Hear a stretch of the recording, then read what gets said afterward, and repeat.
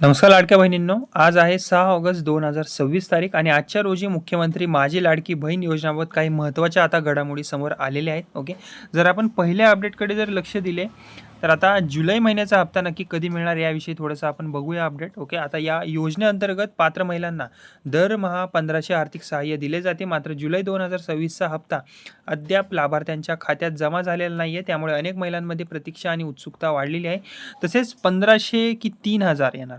Okay, आता गेल्या काही दिवसांपासून 3000 एकत्र मिळणार का याची चर्चा सुरू आहे. 3 ते 4 ऑगस्ट दरम्यान आलेल्या माहितीनुसार 15 ऑगस्टच्या आसपास जुलैचा हप्ता वितरित होण्याची शक्यता आता व्यक्त सुद्धा करण्यात आलेली होती. ओके, जर 15 ऑगस्ट पर्यंतही जुलैचा जो हप्ता आहे तो जमा झाला नाही तर जुलै आणि ऑगस्ट या दोन्ही महिन्यांचे मिळून 3000 रुपये एकाच वेळी मिळू शकतात अशी शक्यता काही माध्यमात व्यक्त सुद्धा करण्यात आलेली आहे. ओके, मात्र ही केवळ शक्यता आहे आणि याबाबत राज्य सरकारकडून अद्याप कोणतीही अधिकृत घोषणा अजून तरी आलेली नाही आहे. विशेषतः रक्षाबंधन सणाच्या पार्श्वभूमीवर ओके, हा हप्ता दोन्ही महिन्यांचे जे म्हणजेच की जुलै आणि ऑगस्ट या दोन्ही महिन्यांचे हप्ते एकत्रितपणे एकूण 3000 असे वितरित केले जाण्याची शक्यता वर्तवण्यात आलेली आहे. विशेषतः रक्षाबंधन या महिन्यात आहे म्हणून.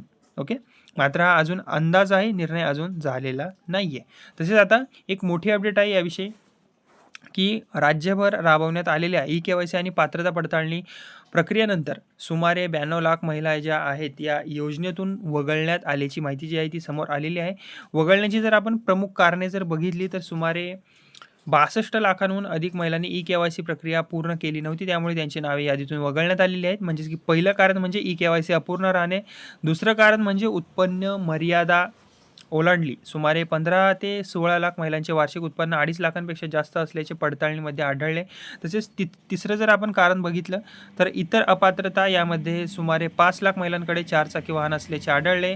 29,000 पुरुष लाभार्थी म्हणून नोंदले गेले होते. 8,000 सरकारी कर्मचारी पात्रतेबाहेर आढळले.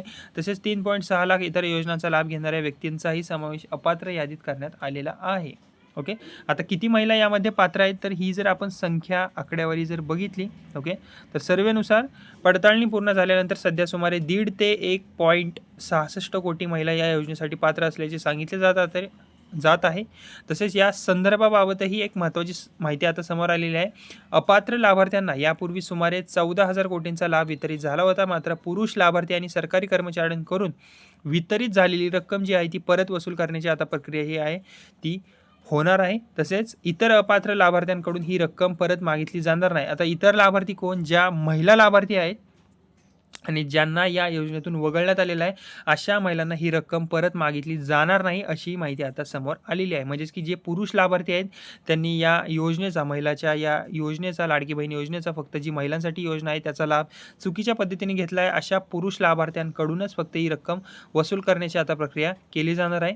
तसेच जर एखादी महिला चुकीने अपात्र ठरली असेल तर तिला पुन्हा आपली बाजू मांडण्याची आणि आवश्यक कागदपत्रांसह पात्रता सिद्ध करण्याची संधी उपलब्ध करून दिली जाणार आहे. ओके, तर लाडक्या बहिणींनो, आजच्या सर्वात महत्त्वाचे अपडेट्स मी तुम्हाला सांगितले आहेत एक एक करून. ओके, जुलैचा 1500चा हप्ता अद्याप अजूनही प्रलंबित आहे आणि 3000 एकत्र मिळण्याची चर्चा सुरू आहे. ओके, कारण की आता दोन्ही महिन्याचा जो हप्ता आहे तो एकत्रितरित्या रक्षाबंधनच्या दिवशी येऊ शकतो अशी चर्चा आहे, पण अजून निर्णय झालेला नाही आहे. ओके, आणि या सर्व अपडेट्स आजच्या आहेत मी तुम्हाला एक एक करून सांगितलेले आहेत. जर हा व्हिडिओ तुम्हाला आवडला असेल तर व्हिडिओला लाईक करा आणि पुढील महत्त्वाच्या अपडेटसाठी आमच्या या बडी चॅनेलला नक्की सबस्क्राईब करा. धन्यवाद.